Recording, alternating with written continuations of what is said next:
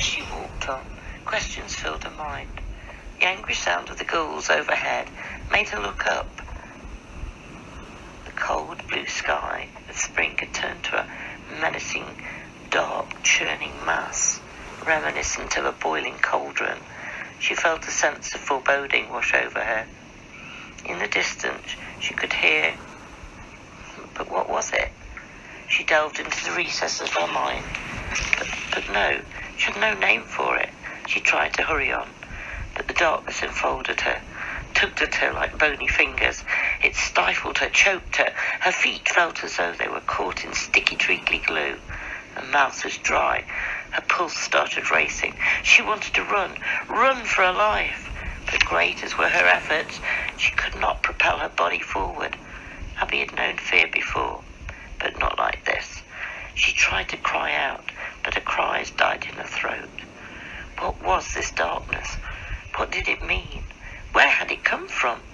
The figure in the water with the seals, was it his doing? Was he controlling it? Controlling her? A cold shiver ran down Abby's spine. She screwed her eyes tight shut. It hurt. Everything hurt. Then she heard it again. But it had changed. There was something familiar about it. Tentatively, she opened her eyes. The darkness had gone. The light had changed. There was a pink glow over the beach. An aroma of freshly baked bread assaulted her senses. Her feet could move again, but her legs were shaking like a jelly. There ahead of her, sitting on the top of a small hillock, was Mousel. "Oh, Mousel, I'm so glad to see you." She looked back along the beach. All seemed normal. Yet she'd not dreamt it. Pulling her hat over her ears, she pushed on. Abby and Mousel walked on together in amiable silence, apart from the pudding of Mousel's feet, the crunching of Abby's boots, and the multitude of questions going round and round in her mind.